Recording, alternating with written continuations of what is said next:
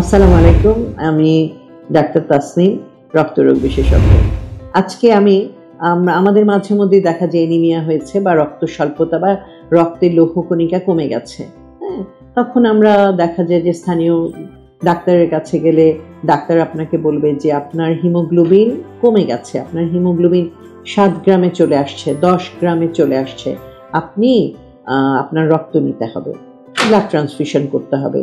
যদি খুব কম থাকে সেক্ষেত্রে বলে আপনার 3 ব্যাগ নিতে হবে, আবার যদি মোটামুটি কম থাকে আপনি 1 ব্যাগ ব্লাড নিয়ে নেন। এই জন্যই আপনার এই ক্লান্তি, আপনি গিয়েছেন আপনার শরীরে অস্বাভাবিক ক্লান্ত লাগে, সেজন্য আপনাকে বলে দিল যে ব্লাড নিতে হবে।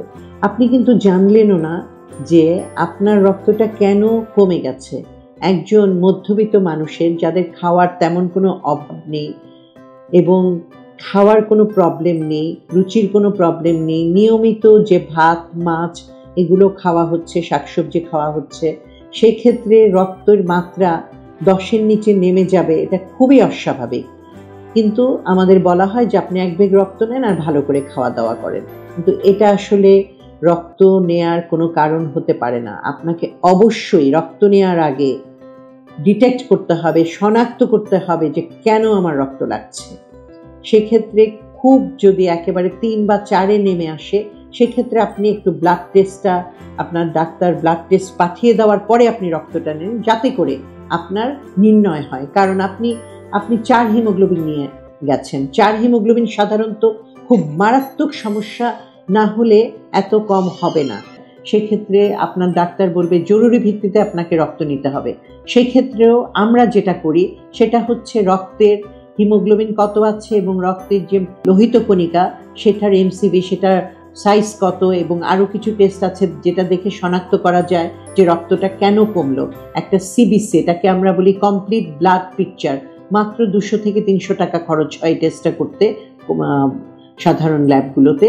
সেই ক্ষেত্রে আমরা একটা সিবিসি পাঠিয়ে দিই এবং আরও অল্প কিছু টেস্ট পাঠিয়ে দিয়ে তারপর আমরা রোগীকে রক্ত নিতে বলি। না হলে দেখা যায় 4 হিমোগ্লোবিনের একজন লোককে রক্ত দেওয়ার সময় 3 থেকে 4 ব্যাগ রক্ত দিয়ে ফেলা হয়, এবং এই 4 ব্যাগ রক্ত নিয়ে যখন আমাদের কাছে রোগী আসে যে ম্যাডাম আমার রক্ত কমে গিয়েছিল, 4 হিমোগ্লোবিন হয়ে গিয়েছিল, আমাকে স্থানীয় ডাক্তার 3 ব্যাগ ব্লাড দিয়ে আপনার কাছে পাঠিয়েছে, সেক্ষেত্রে আমাদের জন্য খুবই কঠিন হয়ে যায় তার কেন রক্তটা কমেছে সেটা ধরা। তো সেই ক্ষেত্রে আপনাদের কাছে আমার আবেদন থাকবে, আপনারাও সচেতন হবে যে মানুষের গায়ে শুধু শুধু রক্ত কমে না, খাওয়া দাওয়া না করার জন্য রক্ত কমার পরিমাণ এটা খুবই কম, 1%ও না। কোনো না কোনো বড় রোগের কারণেই মানুষের হিমোগ্লোবিন কমে যায়। সেক্ষেত্রে আমাদের সচেতন হতে হবে কেন কমলো। আচ্ছা, এখন অনেক সময় দেখা যায় আমার কাছে একজন রোগী আসলো সেদিন, যে তার একটা বাচ্চা মেয়ে 13 থেকে 14 বছর, তার পিরিয়ডটা খুব অনিয়মিত হয় এবং অনেক বেশি হয়, তার হিমোগ্লোবিন কমে 7-এ নেমে গেছে। সেক্ষেত্রে আমি টেস্ট করে দেখলাম যে তার শরীরের আয়রনও কমে গেছে, অর্থাৎ আয়রন ডেফিসিয়েন্সি অ্যানিমিয়া হয়েছে। তখন তাকে আমি আর ব্লাড দিলাম না, আয়রন ইনজেকশন এবং আয়রন ট্যাবলেট খাওয়ার পর বর্তমানে তার হিমোগ্লোবিন 13.5 গ্রাম পার ডিএল। তাহলে দেখা যাচ্ছে যে রক্ত নেওয়া সবসময় সমাধান না। বেশিরভাগ রক্ত রোগের বা হিমোগ্লোবিন কমে যাওয়ার কোনো না কোনো কারণ থাকে। সেক্ষেত্রে সেই কারণটা নির্ণয় করে এবং কারণের প্রতিকার করে ওষুধ দিলে সেটাতেই ভালো হয়ে যায়, রক্ত নেওয়ার দরকার হয় না। সবচেয়ে মজার ব্যাপার কি জানেন, আমরা রক্তরোগ বিশেষজ্ঞরা সবচেয়ে কম রক্ত ব্লাড ট্রান্সফিউশনের জন্য বলি, কারণ আমরা জানি ব্লাড ট্রান্সফিউশন কত হ্যাজার্ডাস, এটার এই রক্ত নিলে কত ধরনের ক্ষতি হতে পারে। যেমন এই রক্তের মাধ্যমে কারোর শরীরে যদি কিছু ভাইরাস থাকে, হেপাটাইটিস বি, সি, HIV, এগুলো অন্যের শরীরে সরাসরি চলে যাবে। আপনারা জানেন যে ব্লাড নেওয়ার আগে যার শরীর থেকে রক্ত নেওয়া হয় তার hepatitis B, C, malaria, HIV এগুলো পরীক্ষা করা হয়, কিন্তু পরীক্ষা করার পরও ধরা না পড়তে পারে, সেটাকে বলে উইন্ডো পিরিয়ড।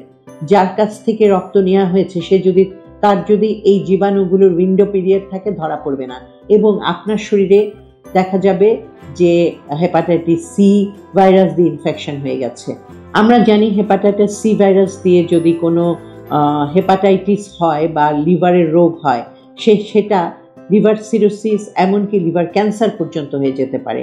সেই জন্য সামান্য, ধরেন আপনার প্রয়োজনও ছিল না, আপনার হিমোগ্লোবিন 9 থাকে, তারপর আপনার একটু মাথা ঘুরে আপনি গেলেন, আপনাকে ব্লাড দিয়ে দিল, আর আপনি ব্লাড নিলেন, পরবর্তীতে আপনি সারা জীবনের জন্য একটা মারাত্মক রোগের সম্মুখীন হলেন। সেজন্য আমাদের রক্ত নেওয়ার আগে চিন্তা করতে হবে। আরেকটা ব্যাপার আছে, আমাদের দেশে অনেকেই সচেতন না। তারা ভাবে যে আমি যখন রক্ত নিব, আমার আত্মীয় স্বজন, আমার ভাইগনা, ভাই বোন, তাদের কাছ থেকে রক্ত নিই, তাহলে মনে হয় আমার শরীরে ভালো রক্ত যাবে। একেবারেই নিষেধ। আত্মীয় স্বজনের রক্ত নেওয়া একেবারে সম্পূর্ণ নিষেধ। কারণ আত্মীয় স্বজনের রক্ত নিলে দুজনের মধ্যে, দুই রক্তের মধ্যে যদিও ব্লাড গ্রুপিং করি আমরা, সেখানে মিল থাকে, আরও কিছু মিল থাকে, অন্যান্য টিস্যু টাইপিংও মিল থাকে। সেই মিল থাকার জন্য মারাত্মক একটা ক্ষতি হয়ে যায়, সেটা হচ্ছে গ্রাভস ভার্সাস হোস্ট ডিজিজ। এবং এই আত্মীয় স্বজনের রক্ত নেওয়ার পরে কারো যদি গ্রাভ ভার্সাস হোস্ট ডিজিজ হয়, তাহলে 100%, প্রায় 100% মানুষই মরে যায়। সেদিনই আমার কাছে একটা মেয়ে আসলো, সে প্রেগনেন্ট ছিল এবং সে তার ভাইয়ের রক্ত নিয়েছিল। নেয়ার পরে দেখা গেল যে তার কিছুদিন পর রক্তের সব কণিকাগুলো কমে গেল, সেটা নিয়ে ভর্তি হলো। চামড়ায় মারাত্মক ধরনের র্যাশ হলো, লিভারের যে এনজাইমগুলো সেগুলো বেড়ে গেল। পরে আমরা বিভিন্ন পরীক্ষা নিরীক্ষা করে ডায়াগনোসিস করলাম যে সেই মেয়েটার গ্রাভ ভার্সাস হোস্ট ডিজিজ হয়েছে। কিছুদিনের মধ্যেই, 3 থেকে 4 মাসের মধ্যেই মেয়েটা মারা গেল। তো এই ক্ষেত্রে আপনাদের সচেতন হতে হবে এবং আমি আপনাদেরকে মারাত্মকভাবে ওয়ার্নিং দিচ্ছি যে কেউ আপনারা আত্মীয় স্বজনের রক্ত গ্রহণ করবেন না। এবং ব্লাড নেয়ার আগে জানবেন কেন আপনার ব্লাড প্রয়োজন। ব্লাড প্রয়োজন জন্য একেবারেই প্রয়োজন, মানে ব্লাড না নিলে আর কোনো এই সমস্যার সমাধান করার আর কোনো উপায় নেই। শুধুমাত্র সেক্ষেত্রেই ব্লাড ট্রান্সফিউশন দেয়া হয়। এটা আন্তর্জাতিকভাবে WHO, ওয়ার্ল্ড হেলথ অর্গানাইজেশনের রিকমেন্ডেশন হলো যেখানে ব্লাড দেয়া ছাড়া আর অন্য কোনো উপায় নাই, সেক্ষেত্রে শুধুমাত্র ব্লাড দিতে হবে।